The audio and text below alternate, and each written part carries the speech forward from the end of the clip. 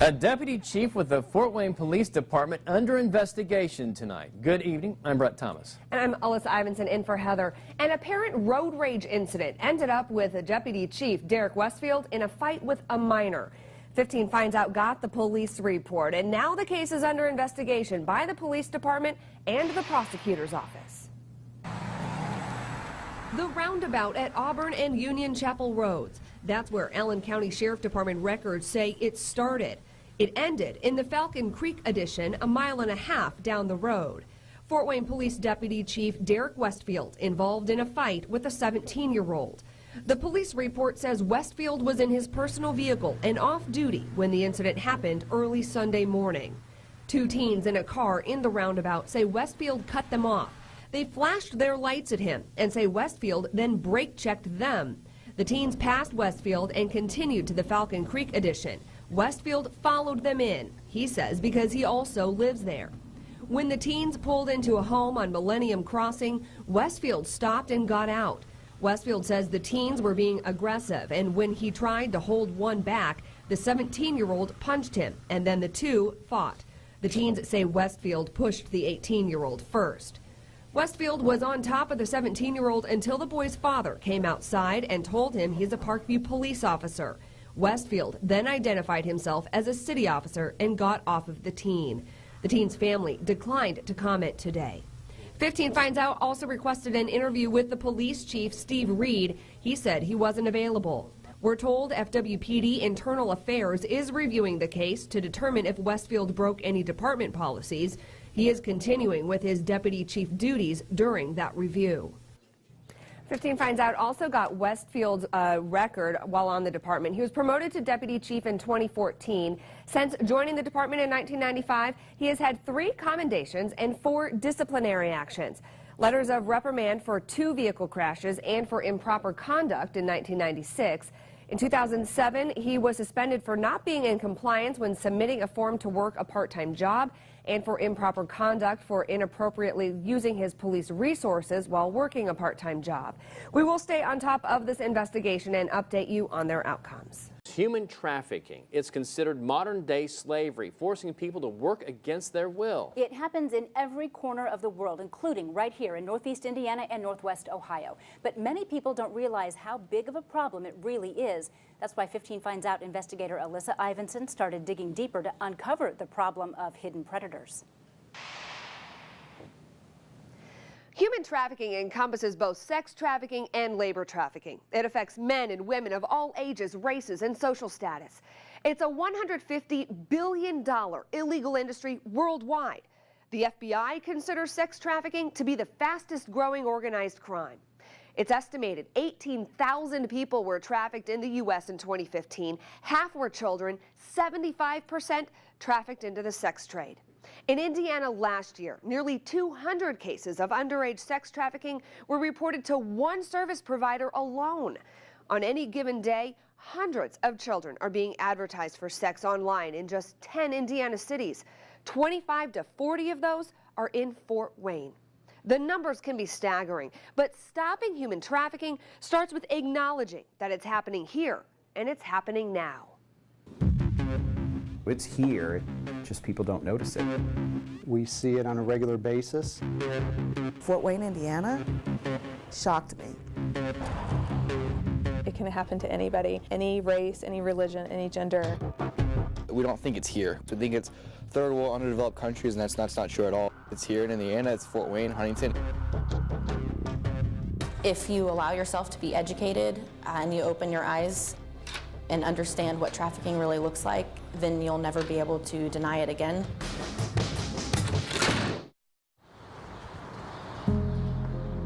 Last year, the Fort Wayne Police Department investigated 15 cases of sex trafficking, 11 victims in those cases, 23 people arrested. In a joint operation with the FBI, the department also helped rescue 3 more underage girls from sex trafficking. What do those numbers say to you?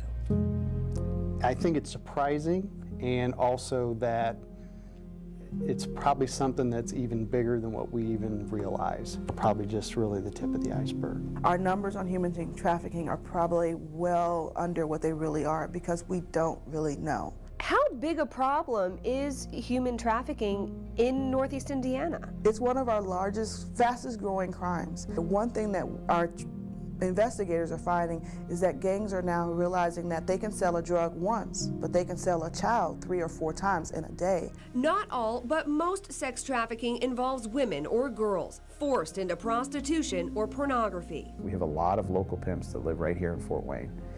And, you know, we use the word pimp and everybody, they picture, you know, leisure suits and big puffy hats.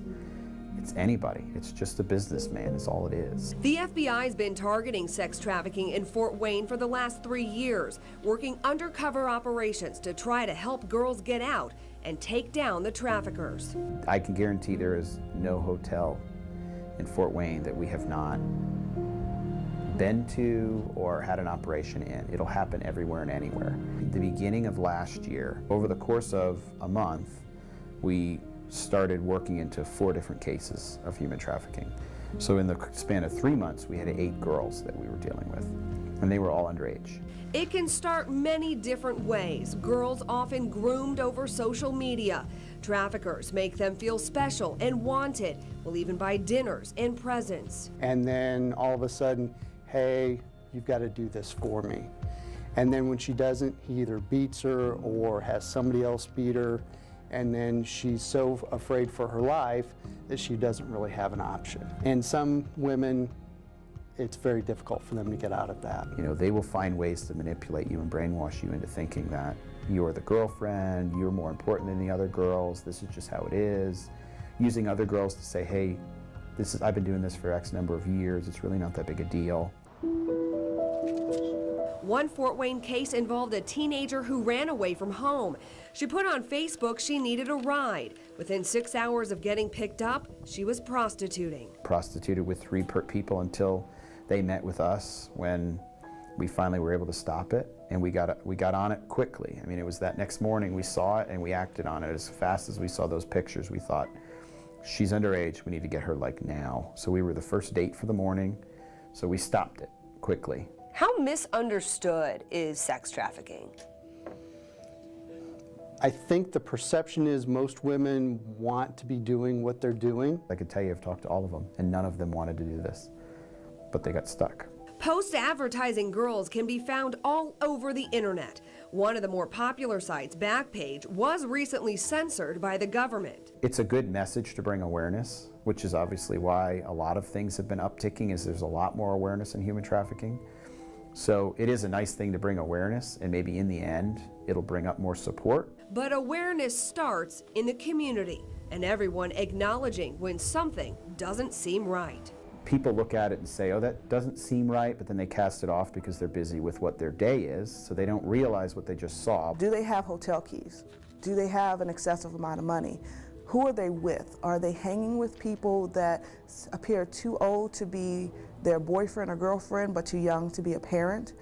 Other things like, how do they behave around them? Are they really open and honest about what's going on? Are they very guarded in what they talk to you about? If that person is around and you ask them what they did today and they can't tell you without asking for permission, there's a problem there. Every Thursday this month, we will continue our series showing you ways you can protect your children, the hidden pitfalls of social media, and the challenges law enforcement can face combating sex trafficking. Next Thursday is Katie Roche's story. She was forced into sex trafficking when she was only 8. Now a survivor, she shares her story of a long journey of healing and a message to girls trapped in the sex trade right now.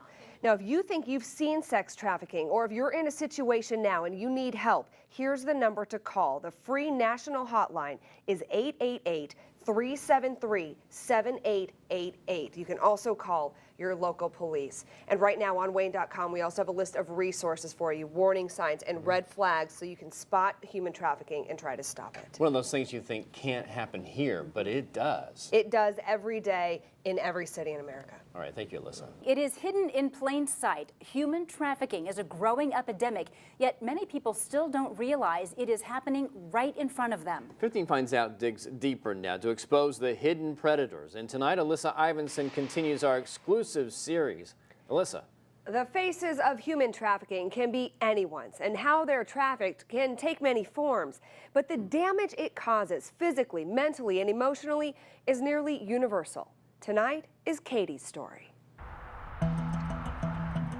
It's here, we know it's here. We see things on the internet almost every day. Human trafficking, a crime growing across America. No city is immune. They just keep them in a hotel or in another facility. Thousands of girls and boys trapped in the sex trade, many underage, many hidden in the shadows. We're seeing a lot more familial trafficked victims. Family members or very close members to the family are actually exploiting these youth. Human trafficking is complex trauma. It's a trauma that's happened over and over and over. It's not a single rape. The response and what happens is so different. Real estate businesses, if somebody doesn't have the funding. Katie Roche is a budding entrepreneur And kind of time period. creating her own consulting company of generating credible leads for small businesses. And find out what it is that they need, what kind of product they have and they sell, and then they get a batch of actual appointments instead of leads. There was a time in your life, though, that you probably could not have envisioned the person who's sitting here today. Definitely. There were some really dark times in my life, one when I was actually experiencing hell on earth. Katie's parents split up, her mom moving her to another state. In the summers, she'd go back to visit her dad's side of the family in Oregon. During that time, I started being, molested and sexually abused by a family member. The next summer, Katie's uncle recruited her cousin to help him. She was only 8 years old. So was her cousin, and he became her trafficker. Exploitation that took place online, this was 12 years ago. Chat rooms were basically the thing. He would present me, having me type, or him typing, pretending to be me. People would ask for specific things. They wanted pictures. He would provide what they wanted, and then came to a point where he realized I can get more out of this. And so that just kind of evolved into selling sex. Her family traveled the state going to rodeos. Katie's uncle and cousin trafficking her out of a trailer. At the time, I didn't know what it was, and it really didn't matter. It was horrific. I didn't really have a choice over what was happening. I basically experienced the same thing every day over and over again. I got desensitized. It continued for 8 years. Katie turned to drugs and alcohol to cope and practically stopped eating. There was a part of me that just wanted to die. Maybe I didn't want, to kill myself, but I just thought it would be better just waste away. One day she passed out at school and CPS got involved, sending her to a rehab facility. Do you think those teachers saved her life? Yeah, I can remember specific people who didn't turn and look the other way. For people who say, why didn't you just leave? Why didn't you just call the police? It's not that simple. No.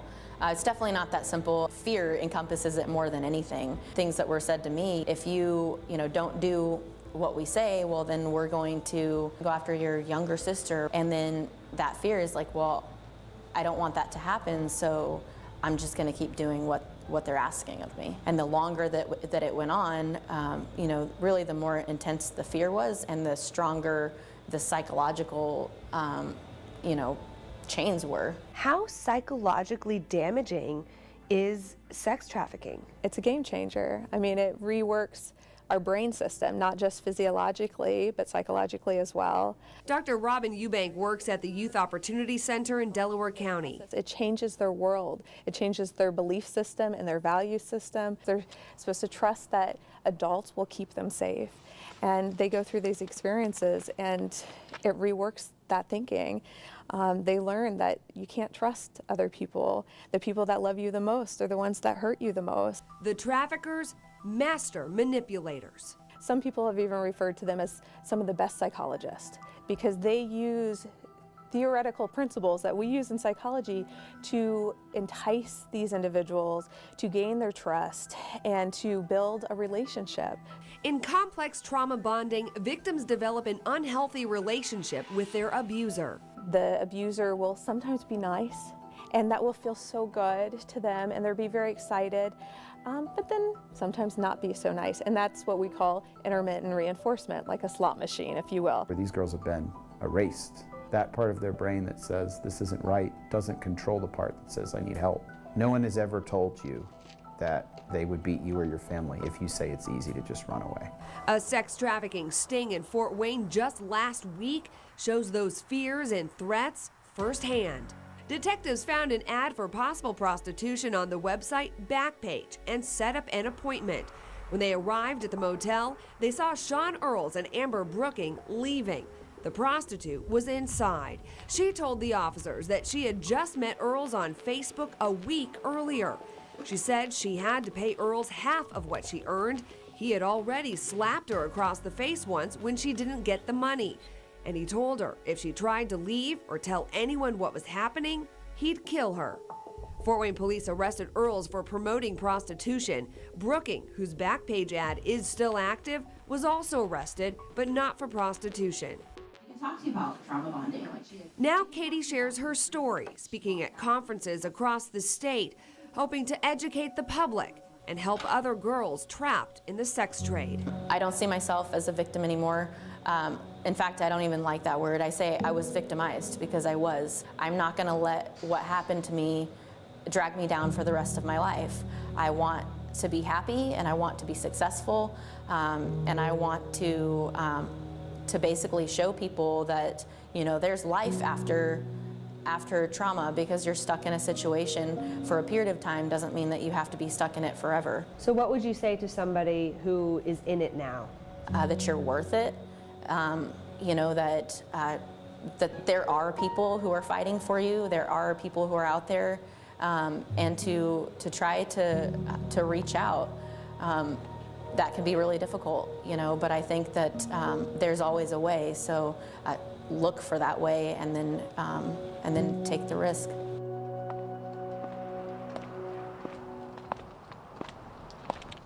Katie also has a 4-year-old daughter now, and she says her favorite job is being a mom. Katie's uncle and cousin both went to prison for sex-related crimes, but not for trafficking. If you are in a situation and need help right now, though, here is the free national hotline to call, 888-373-7888. You can also call your local police. Now, next Thursday at 6, we will continue Hidden Predators with a closer look at the role social media plays and how the traffickers use this to target and groom the victims. We'll tell you exactly what you need to tell your kids to keep them safe. That's important. Okay, thank you, Alyssa. At the end of last year, Facebook had 1.8 billion users worldwide. And for many, posting and liking comments is just part of our daily lives, but those posts can sometimes turn into targets for sex traffickers. Tonight, 15 finds out investigator Alyssa Ivanson continues her series Hidden Predators, digging deeper into how social media is used to trap victims. Well, Facebook, Twitter, Instagram, Snapchat, you've likely heard of those social media sites. But how about Kik or Yik Yak or Chat Roulette? All of them could be places predators solicit your kids, and you could have no idea they're being targeted. It takes 24 hours to traffic a kid from the time they meet them online. 24 hours. It can happen to anyone. Meeting up with someone from social media, and then they might disappear. Post, like, comment, share. Social media is a big part of people's lives, especially America's youth. Well, social media isn't evil itself, but it can be used for evil. Social media has opened up access. Social media is designed to connect people, but it also makes it easier for predators to connect with their next victim. Before, you'd have to go sit in front of schools and places where kids would play, so that you could find kids that were out there that you could watch and maybe see if they were susceptible. Now you can just hop online and you've been friends with somebody. You see they're out there and someone just takes it upon themselves to see if they can prey on them. Anyone you don't know in the real world is a stranger. We wouldn't let strangers into our house. Why are we letting them into these kids' phones? Many cases of sex trafficking start online and seem harmless at first. People that want to hear that they're special and beautiful or handsome and smart, all the things that we want to hear, well, why wouldn't they say that to you? They're going to tell you that. Do they believe it? Probably not. It's called grooming. Traffickers will monitor posts, pick their target, and prey on their weaknesses. Traffickers look for naive children, and they look for kids who are needy. If they're talking about they're sad and they're depressed, well, that's a kid I can recruit. I can get to that kid. I can find a way into their life. I can make them feel better. I can tell them, oh, you want to be a model? I'll make you a model. If you put on there everything your parents don't understand and it's out there, how easy is it for me to pop up online and say, well, it doesn't have to be like that. I'll get your nails done. I'll get your hair done. You'll eat 3 times a day. You'll eat 4 times a day if you want. I'll give you a warm place to stay, nice hotels. The person on the other side of the screen could also ask for pictures, promise they'll be private. But then the sexting turns into sextortion, basically cyber blackmail, threatening to share the provocative pictures unless they get what they want. Nude images and what someone will do to keep their school from finding out that there's all these nude images and things they've done to themselves. Adults will do the same thing. The ability to friend people on Facebook is easy. Make a fake page, same profile picture as the page of your target, you know, the person you're trying to sextort, and then all the pictures in it are all their naked pictures. It's so easy to reach out to someone's entire family base. I have met a 5th grade girl who, on Kik, shared a video with someone she thought cared about her. He's already sent it to several people. Talk to your kids about this kind of stuff, because it can happen. How do you start that conversation as a parent? Like, what should that conversation look like? Look, I'm really concerned about you. There's lots of bad people in the world. I really want to make sure that you're safe, and by having access to all of your internet and social media sites, I can help you with that. Stop worrying about making them mad at you, but if you are that parent that's concerned about it, ask leading questions. A parent can come and say, hey, I heard about Kik. Can you show me what Kik is about? Start asking them, allowing your kids to teach you. Not as a helicopter parent and to try to boss them around with this stuff, but just to say, look, we're in this together. The generation gap's got to close, and let's make this thing work together so that we can have a safe community. Just last week, Remedy Live teamed up with police and Fort Wayne Community Schools to help educate parents about dangerous mobile apps and how to talk to their kids. I want us to be so aware that any human trafficking rings of any size just say there's no chance we're going to make it in Fort Wayne because there's so much education. How do adults talk to teens about sex trafficking? Not to say, oh, sex trafficking is bad, and we're going to get into a conversation about it, and that's the topic of the day. Obviously, it's not easy to talk about, but the more casual and more comfortable we make it is the way to go, I think. Huntington North High School senior Corbin Landrum was part of a class project on human trafficking and helped make a video depicting how quickly someone can get trapped in the sex trade. A lot of times people are coerced into it and they don't know necessarily that they're in it. They're in the middle of it. Oh, you know, I'm your best friend, we're boyfriend, girlfriend.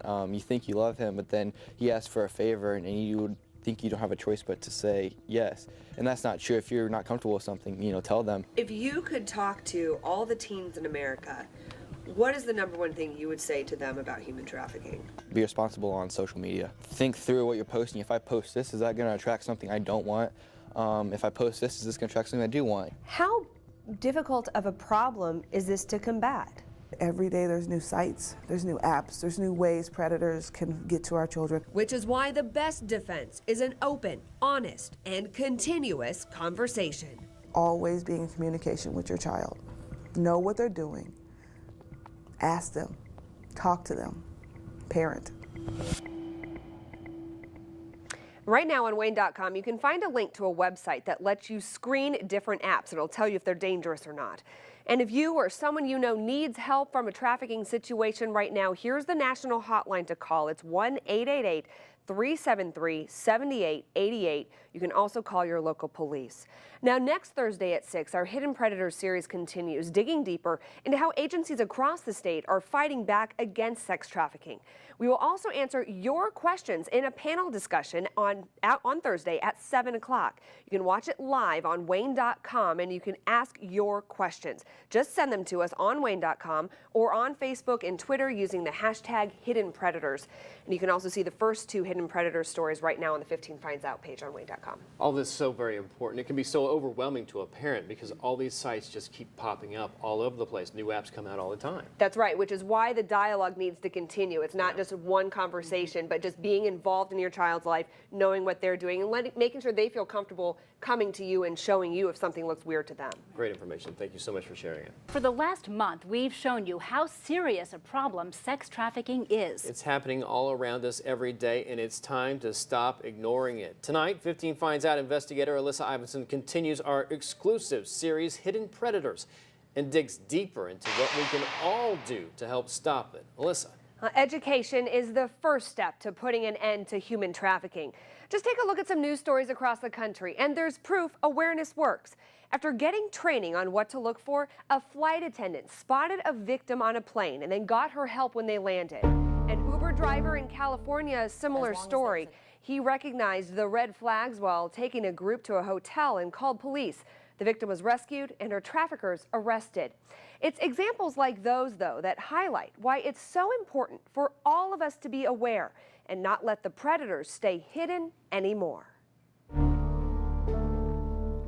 As long as there's a demand for human trafficking, there's going to be human trafficking. It's happening in urban settings and rural settings. It happens to boys and girls, men and women of all ages. If they see something, say something. We have a good community here. We don't want this going on here. Citizens can help us. Whether we want to believe it or not, human trafficking is happening here and it's happening now. People forced into labor or the sex trade against their will. Is it ever going to stop? I think education is a really big key. I don't know that it'll ever stop, but I hope that we can have a dent, make a dent in that. Do you feel like you're fighting an uphill battle? I know what we're doing is good work, and we can't be everywhere all the time, but when we do focus on one thing, we can typically make a difference. Society is starting to fight back. Human trafficking is the buzzword right now, and that we're trying to educate people more and more on this issue, and the more we educate, the more the word gets out. You don't have to be in law enforcement or in social work to have direct contact with these people. And if you're only aware, then you truly can do something to stop it. History of abuse or neglect. The Indiana Trafficking Victims Assistance Program holds education days for agencies across the state, like the one put on by Allen County Superior Court and Great Kids Make Great Communities just yesterday. First off, they know how to identify victims and then what to do when they do identify victims. And what we are seeing is that the more training that we do, the more reports we are seeing.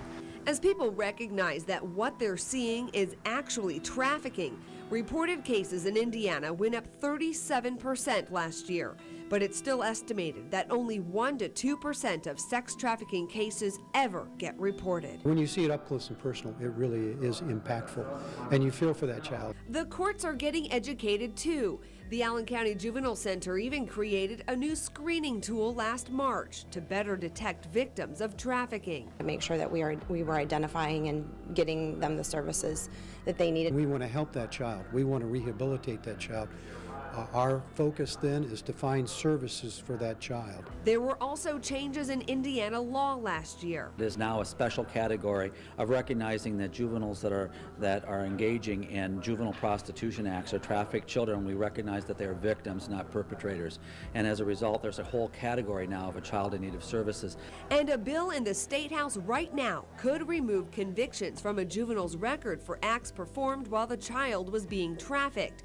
It just passed the Senate unanimously. It's a pretty high awareness that this is a special interest and special concern on a statewide level from the top down. Education extends to the hospitality industry, hotel staff, from the front desk to housekeeping, getting training on what to watch for. People going in and out of the room all hours of the night. And when to call police. It's really important. It's something that we didn't even think about before, but we definitely do now. Awareness campaigns on the highways. Educate truck drivers to what's going on. We can prevent this from the high-risk areas like the truck stops and the rest parks. You're aware last month was the human trafficking month, right? Nonprofit group Truckers Against Trafficking and Highway Patrol in Indiana, Michigan, and Ohio teamed up for an education blitz, giving drivers more than 3,000 brochures and wallet cards with warning signs and the number to report trafficking. Just trying to give them a little more information on somebody they can call other than law enforcement, because a lot of times people are hesitant to come out and call us first. They want to help, but Sometimes they want to help and not really be involved. If they could recognize potential victims when they see it and then report it effectively, imagine how many more victims could be recovered. To see it firsthand, 15 Finds Out rode along with an Indiana state trooper. We just want to make sure that you know how to report it, and if you see it, to make sure that you are reporting it. And talk to truckers who are happy to get the information. They should educate the drivers. We're out here, we hear about it every day. So if you guys saw something at a truck stop, would you call the 800 number? Oh yeah, for sure. They need to understand that, hey, I'm looking at domestic sex trafficking and I need to actually stand up and make a call on behalf of this victim when they can. It's not right. And if it was your kid or if it was your sister, would you be mad if someone didn't say something? But to really stop sex trafficking, awareness also needs to reach the buyers. It's the consumers that we have the biggest problem with, because if you could stop the people from consuming it, then there wouldn't be a need for it. If we could get one person who's watching this to say, you know what, I'm not going to do this anymore, that's one less time that girl they were going to call is going to get raped. That's the biggest thing that stops it. Now, right now on Wayne.com, you can get the Truckers Against Trafficking wallet cards and see myths versus facts about human trafficking. Here's the national hotline to call if you need help right now, 888-373-7888. And tonight at 7, the conversation continues with a panel discussion live streamed on Wayne.com. It's your chance to ask experts your questions about human trafficking. Here's how you can submit them. There's a form on Wayne.com, or use hashtag Hidden Predators on Facebook or Twitter. You can also text Wayne followed by your question to 36729. But be sure to join us at 7 o'clock for that panel and get involved in this fight against human trafficking. Very important information. Thank you, Alyssa. With new threats of terrorism emerging every day, we are working to keep you safe and asking, how secure is our airport? Tonight, in a 15 Finds Out investigation, we are getting answers, and you'll be surprised by what we found. Good evening. I'm Heather Herron. And I'm Brett Thomas. During the day, as you'll see, it doesn't appear to be the case at night. 15 Finds Out investigator Alyssa Ivanson is exposing the problem and joins us with why it's important for you to know. Alyssa.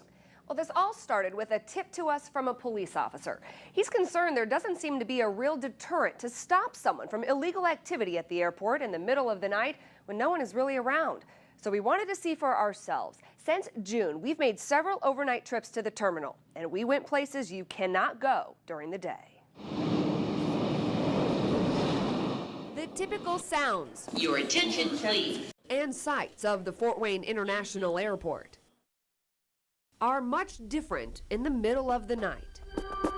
And the rules during the day. I have to have a ticket to be able to get up to the body scanner, right? Right. Are passengers during the day allowed to be back here behind the ticket counter? Usually no. We do have to leave? Could you just step outside though? Seem to be different at night too. I could go all the way up to that.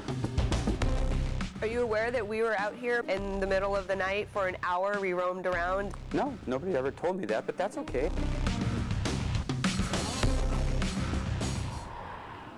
The last commercial flight into the Fort Wayne airport usually lands around midnight, and the ticket counters for the first flights in the morning don't open until 4 a.m.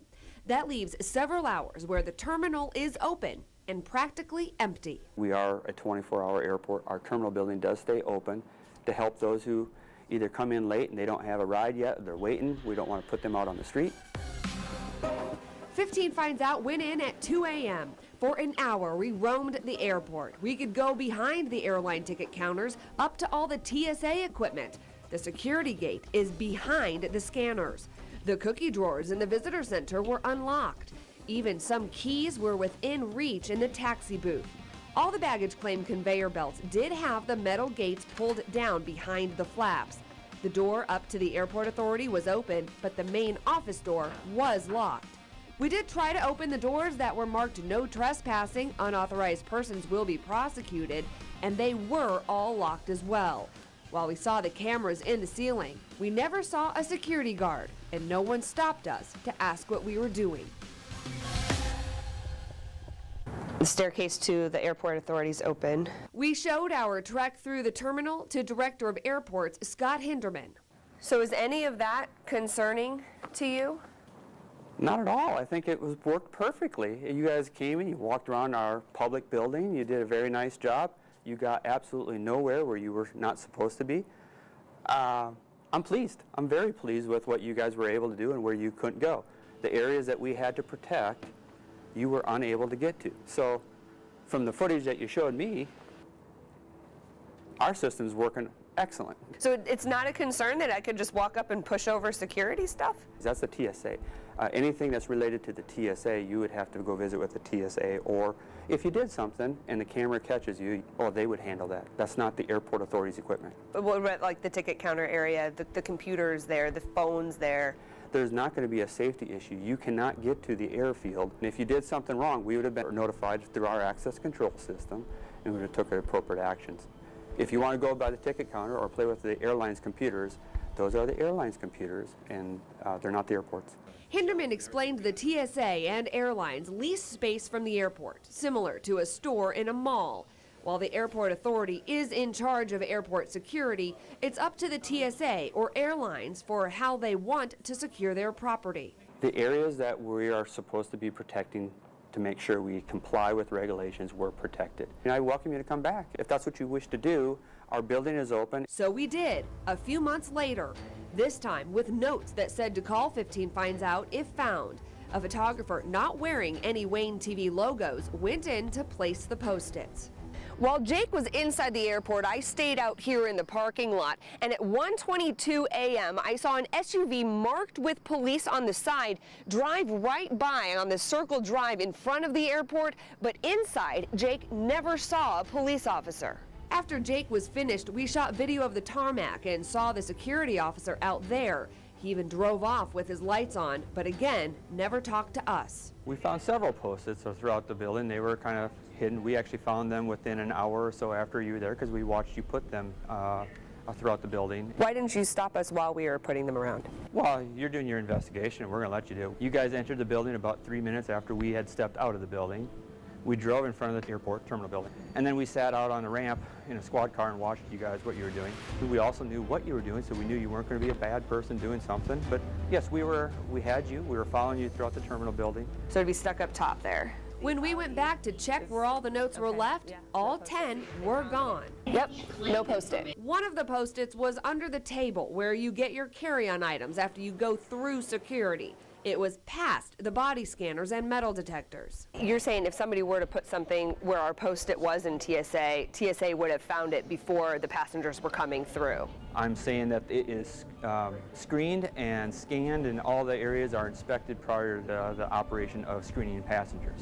Should the garage door be in front of the TSA security equipment overnight so nobody can even touch their equipment all night? There's nothing that would violate security if you touch their equipment. They calibrate it every morning before they start doing it. So I don't believe that that is an issue.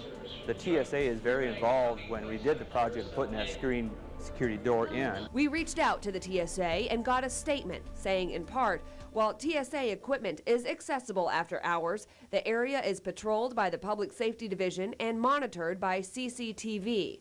Anyone attempting to vandalize or damage our equipment would be caught. We have complete confidence in the safety and security of the Fort Wayne International Airport. I think you gave them a very good penetration test.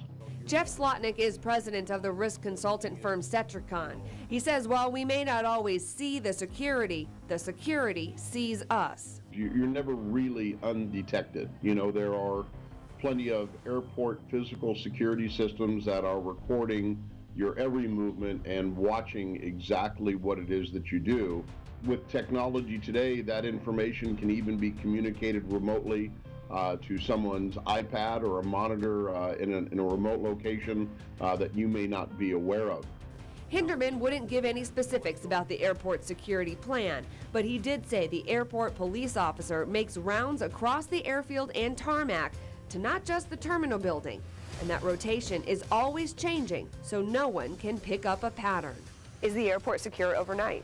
I think the airport authority is extremely secure. We didn't test the system in the fact of trying to do anything illegal, but it's comforting to know that our technology actually worked. We got alerts that you were in the building, and we were able to follow things on camera where we could make sure that if you were a bad guy, we could actually take corrective action. Now, you can watch extended video of our overnight trips to the airport right now on Wayne.com.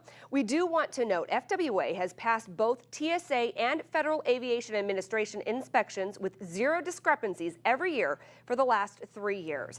Now, Brett and Heather, we also wanted to know, how does Fort Wayne compare to other airports? So we called 25 similar-sized airports all across the country. They're all here on the map. The ones in green stay open all night long, and 8 of them, the ones in red, close overnight. Now, tomorrow we'll travel to some of those airports and show you the difference of those that close and the ones that stay open, see if they have the same access that we had here in Fort Wayne. So that'll be tomorrow at 6. You know, even though the airport says that you're being watched, it doesn't seem like much of a deterrent. And that's really the concern, that the security isn't as visible. It doesn't seem like you should be able to go behind the ticket counters or go through the body scanners, but the airport TSA, they're all okay with that. And again, we'll see if other airports have that similar access tomorrow. Okay, very good. Thank you, Alyssa.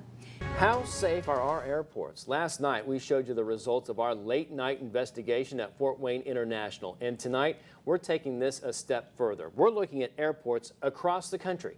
Good evening, everyone. I'm Brett Thomas. And I'm Heather Herron. When the commercial flights stop overnight, the terminal stays open and security is not as visible, which is why 15 Finds Out investigator Alyssa Ivanson went searching for the security.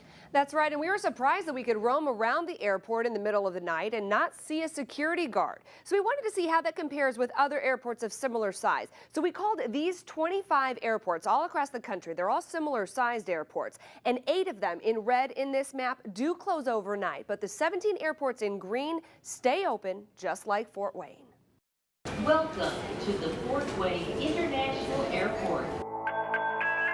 Airports are known to be places of tight security. We have 3 people who are law enforcement officers on the airfield 24 hours a day. But sometimes that security is not so obvious. And you can see where you think you see cameras, and do they really have a camera or is it just a bubble? You don't know. There are also cameras that you can't see. In many smaller airports like Fort Wayne's, there are no commercial flights in the middle of the night, but part of the empty terminal is still open for anyone to come in. 15 Finds Out roamed around for an hour through the TSA security equipment and behind the ticket counters without ever seeing a security guard. So it's not concerning to you that somebody could just have access to all of that in the middle of the night? It's more concerning to me that if we would be locking the building and people want to come out and we would be unwelcoming. If somebody wants to come into our building in the middle of the night, they can't get anywhere because we do have doors that are secure, or the ticket counters are secured. Once you get behind there, you can't go anywhere. While we could go places we got kicked out of during the day, Could you just step outside that? 15 Finds Out was not able to breach what's known as the sterile area. All the doors that should be locked by law were. Everything that you did on your clip, we worked well. Our system protected the airfield. On a second trip, we did see a police SUV drive by the terminal outside and flip on his lights on the tarmac. Director of Airports Scott Hinderman says the airport police officers make rounds on the entire airport grounds. We have over 4,000 acres. In the middle of the night, I will tell you, our FBO, our fixed base operation, has more activity going on it than this building. So we have our security monitoring much more than just the terminal building. Many other smaller airports also keep the terminal building open 24/7. 15 Finds Out called 25 similar-sized airports, and 17 have terminals open all night long. We sent TV stations in Roanoke, Virginia, Shreveport, Louisiana, and Green Bay, Wisconsin into their airports to see if they'd have the same access we do here. In all 3 overnight trips, the crews did not see a security officer and were not stopped from roaming the airport all alone.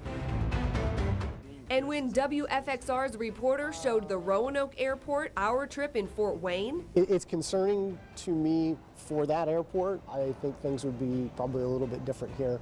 You're on camera pretty much everywhere. I would be really surprised if somebody would be able to come in here for more than a couple of minutes and not be noticed. But the WFXR crews had already taken an overnight trip through their terminal and found a passenger sleeping inside, but were never confronted by security.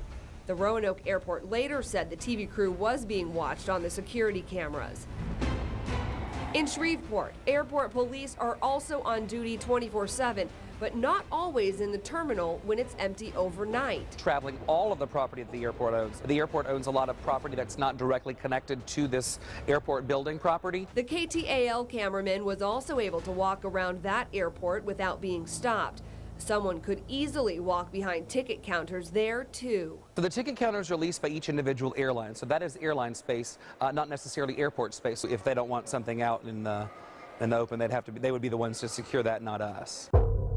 It was a similar story in Green Bay. The WFRV crew had access to the ticket counters, but the TSA scanners were behind a gate. At nearby Appleton, Wisconsin airport, though, that equipment was not locked away, just like in Fort Wayne. If somebody wants to come out and walk around, that's fine. But what if someone comes in with illegal intentions? If people want to do ill will, I don't think you can stop them. You can record it and capture them and do the appropriate law enforcement activities. But just because you lock a door doesn't mean you stop that activity. 15 finds out travel to the South Bend Airport, which closes the main terminal overnight, but keeps a smaller adjacent bus terminal open. There's bathroom facilities, there's drinking water available, there's chairs. If it's the wintertime and you got to get out of the cold, you can do that. Executive Director of South Bend International Airport, Mike Daigle, says there's no one-size-fits-all for if airport terminals should close when commercial flights stop. I've been at 5 or 6 different airports at this point, and each airport does it differently. Each community is different. He also wasn't alarmed by our trip through Fort Wayne's terminal. Nothing, I don't think you could do it well over 100 airports in the country to go through behind ticket counters. The things that I did notice is the doors that were supposed to be locked appeared to all be locked.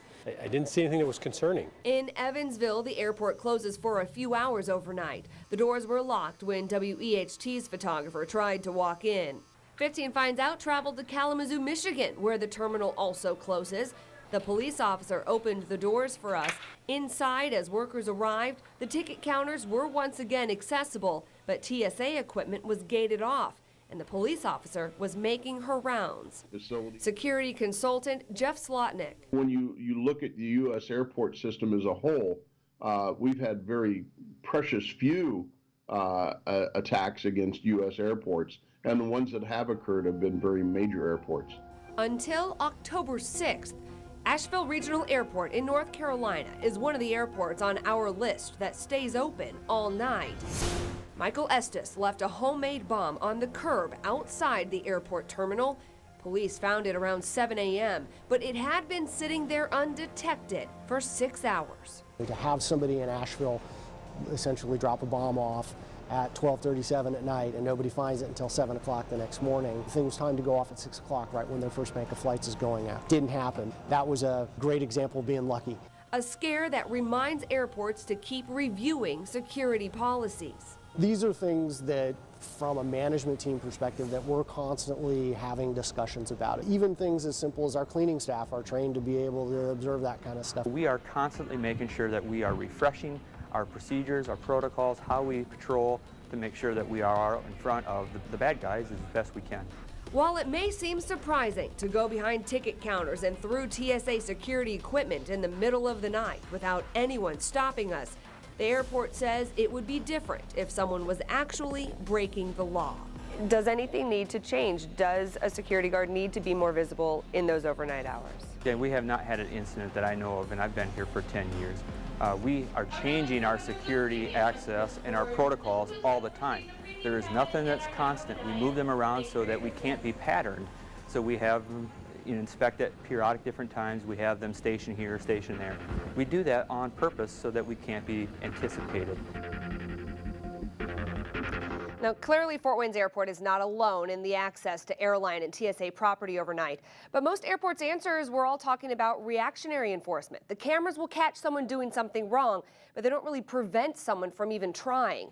And we wanted to know what you think of all of this, and we have heard both ends of the spectrum since our first story yesterday. We put a poll up on Wayne.com and also one on Twitter. More than half of you said security should be more visible at the Fort Wayne airport. Around 20% of you don't think anything should change, though. Ohio. And you can still join the conversation. Just use hashtag airport insecurity on Twitter and Facebook. Okay, a lot of revealing findings. It is. It just doesn't seem like you should have access to that equipment. But again, you are on camera no matter what you're doing. And you really can't get into those restricted areas that you talked about. So correct. The airfield was secure. Yeah.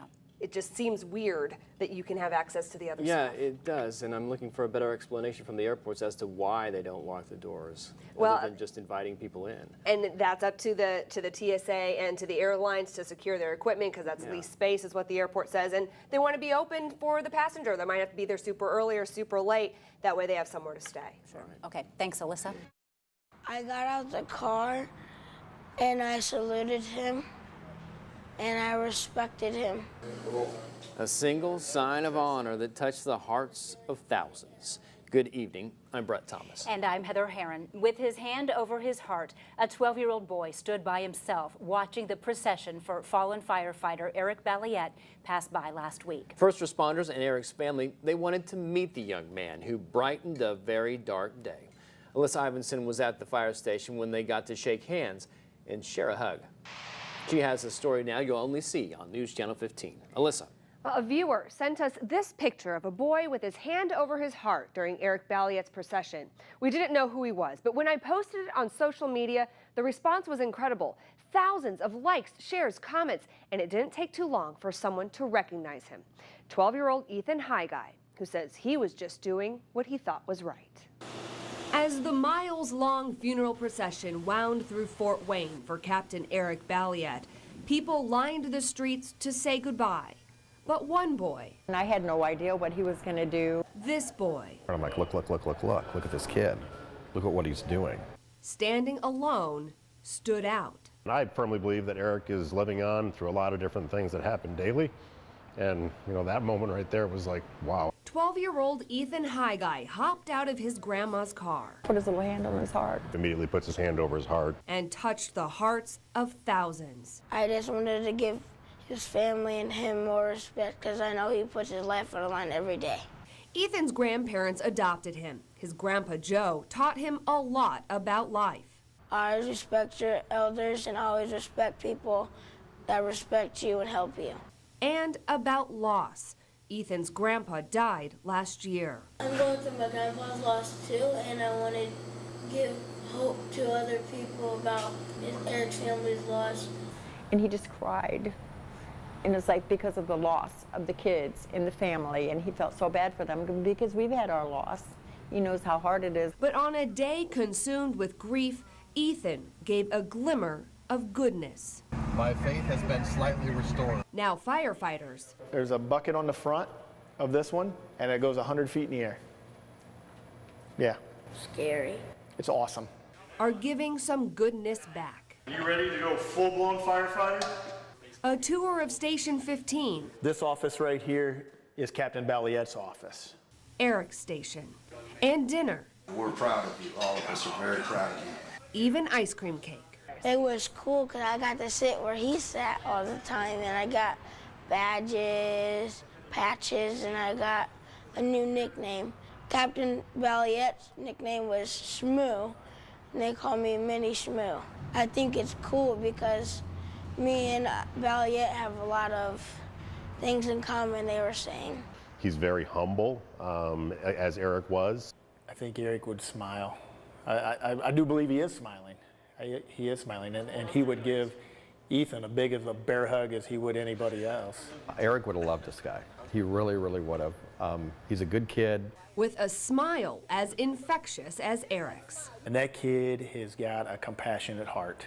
At Station 1, shaking hands and sharing hugs with Eric's family, Ethan found a new family too. These guys just really made his day, and it's really boosted his self-esteem. They all respect me too. They make me have self-esteem shoots through, and it feels like I have a nice people that care about me. We are just want to wrap our arms around him and continue to support whatever his future brings. Which, according to Ethan, is likely to have a fire truck involved. I think he probably, I hope he did anyhow, felt a little bit of Eric's presence down there because between the two of them, they made two great individuals. That they did. Ethan also learned judo from his grandpa. He says the rules of that martial art form are always respect and be kind. Words we can all live by. In Studio 15, Alyssa Ivanson, News Channel 15.